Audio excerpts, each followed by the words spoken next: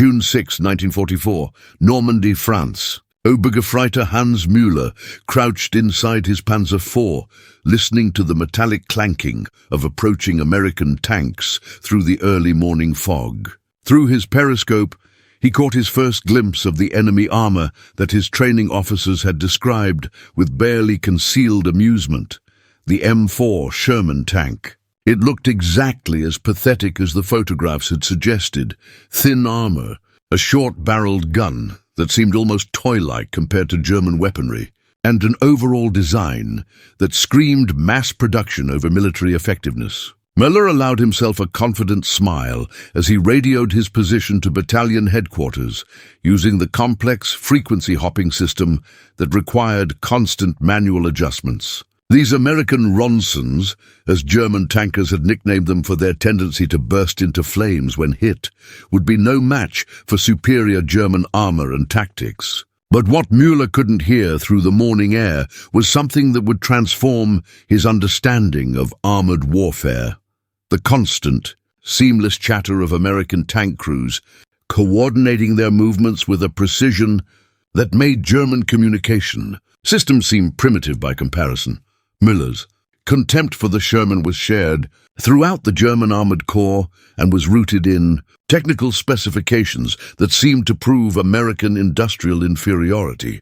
The Sherman's armor was only 25 millimeters thick in critical areas, compared to the 80 millimeter frontal armor of his Panzer IV, or the virtually impenetrable 100 millimeter steel that protected the new Tiger tanks. The American tank's 75 millimeter gun fired shells that often bounced harmlessly off German armor, while a single round from a Panzer IV's high-velocity cannon could penetrate Sherman armor at ranges exceeding a mile. German tank crews had seen gun camera footage of Shermans exploding in spectacular fireballs when their ammunition storage was hit, earning them the mocking nickname that had spread throughout the Wehrmacht. Most damning of all, American tank doctrine seemed to emphasize quantity over quality, fielding machines that German engineers regarded as barely adequate stopgaps rather than serious combat vehicles. In every measurable category, armor thickness, gun penetration, individual crew protection, the Sherman appeared to be inferior to German designs that represented the pinnacle of armored engineering. Yet these specifications told only part of the story that would unfold in the hedgerows and fields of France. German tank tactics in 1944 were based on principles that had evolved from centuries of Prussian military tradition, emphasizing individual initiative, superior training, and the technical excellence of German engineering. Tank commanders were expected to operate with considerable independence, making tactical decisions based on immediate battlefield conditions and their own expertise. Communication between tanks was primarily used for coordination of major movements or for calling in support when individual crews encountered problems they couldn't solve alone. This approach had worked brilliantly during the early years of the war, when German technical superiority and crew training gave individual tanks decisive advantages in most encounters. The system relied heavily on the personal skill and experience of tank commanders who had learned to read battlefields intuitively and make split-second decisions without requiring constant guidance from higher headquarters. But this individualistic approach would prove catastrophically inadequate against an enemy that had learned to fight as a coordinated organism rather than a collection of individual warriors. The American approach to tank warfare represented a fundamental rejection of the European emphasis on individual combat excellence in favor of systematic coordination and mutual support. Every Sherman tank was equipped with an SCR 508 radio system that allowed instantaneous communication not just with other tanks, but with artillery units, air support, infantry commanders, and higher headquarters. More importantly, American tank crews were trained to use these radios constantly, maintaining a continuous flow of tactical information that created what military theorists would later call battlefield awareness.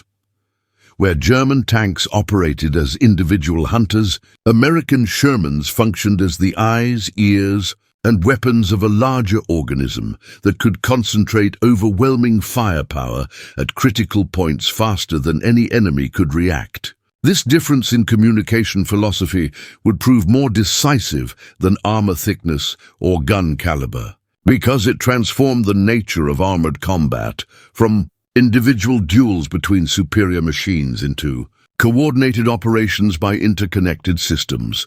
The first indication that Mueller's assumptions about American tank warfare might be wrong came during his initial engagement with the Sherman patrol near Villers-Bocage. He had positioned his Panzer IV in a hull-down position behind a stone wall, confident that his superior gun and armor would allow him to destroy several American tanks before they could effectively respond. When the first Sherman appeared in his sight, Mueller fired carefully and watched with satisfaction as his armor-piercing round struck the American tank's turret. But instead of the catastrophic explosion he expected, the Sherman merely reversed quickly behind cover, while simultaneously transmitting detailed information about his position to every Allied unit within radio range. Within 30 seconds, Mueller found himself under coordinated fire from 3 other Shermans that had maneuvered to flanking positions, while a 4th tank directed artillery strikes against his position. The engagement that he had expected to win through superior firepower became a desperate retreat as American tanks coordinated their movements with a precision that seemed almost supernatural. For the first time, Mueller began to suspect that German intelligence might have underestimated something fundamental about American armored tactics. The revelation that changed everything came during a major tank battle near St. Vith in December 1944, when Mueller's unit encountered an entire American armored company advancing through a snow-covered valley. German tactical doctrine called for his tanks to engage individually, using their superior guns and armor to destroy American tanks in single combat while maintaining radio silence to avoid enemy detection. The battle began exactly as German training predicted, with several Shermans falling to accurate fire from concealed German positions. But then something happened that shattered every assumption about American tactical capabilities. The surviving Shermans didn't retreat or mill about in confusion, as German doctrine suggested they would. Instead, they began moving with a coordination that suggested a single, controlling intelligence. Some tanks laid down suppressing fire, while others maneuvered to flanking positions. Artillery strikes began falling on German positions with accuracy that indicated real-time targeting information from forward observers. Air support arrived within minutes, directed to specific targets by tank commanders, who maintained constant radio contact with fighter bombers circling overhead. Most remarkably, damaged American tanks were immediately replaced by reserves that seemed to know exactly where they were needed and what role they were expected to play. The Americans had not simply brought more tanks to the battle. They had brought a completely different conception of how armored warfare should be conducted.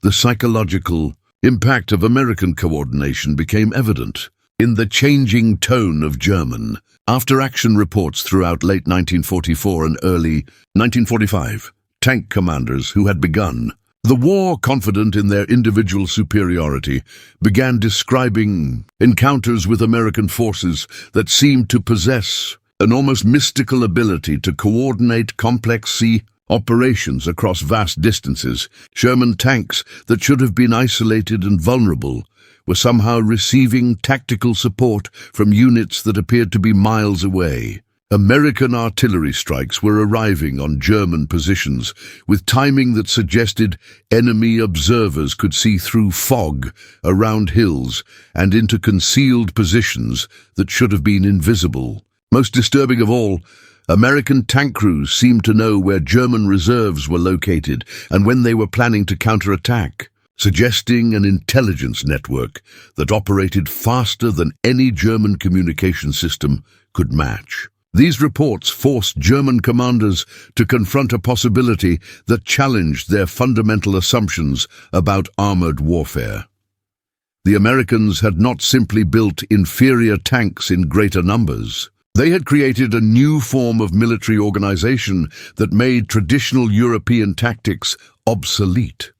The moment that completed Mueller's education in American tank warfare came during the final German offensive in the Ardennes, when his Panzer IV was surrounded by what appeared to be a small patrol of 3 Sherman tanks. According to every principle of German tactical doctrine, 3 Shermans should have been no match for a single Panzer IV with superior armor and firepower. But as Mueller prepared to engage the American tanks, he realized that these 3 Shermans were not operating as individuals. They were functioning as forward elements of a larger force that included artillery observers, air support controllers, and reserve tank companies that could be summoned within minutes. When Mueller fired at the lead Sherman, his radio immediately detected multiple transmissions coordinating a response that would bring overwhelming firepower to bear on his position.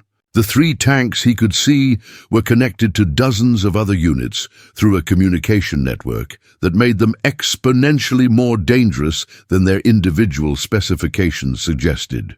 For the first time, Mueller understood that German tank crews had not been fighting individual Sherman tanks, but components of a larger machine that used radio coordination to concentrate force more effectively than any traditional army had ever managed. When Mueller was captured in January 1945, his interrogation by American intelligence officers revealed the extent to which German thinking about armored warfare had been shaped by obsolete assumptions.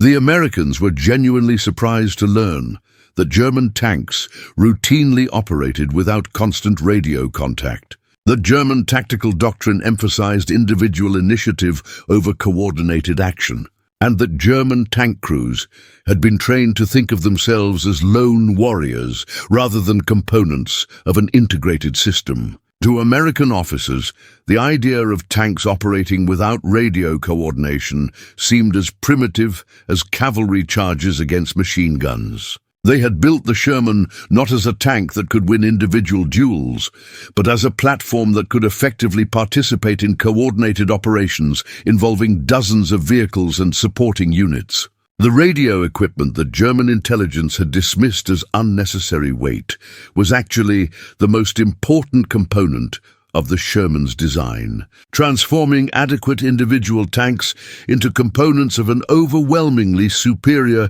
collective weapon system.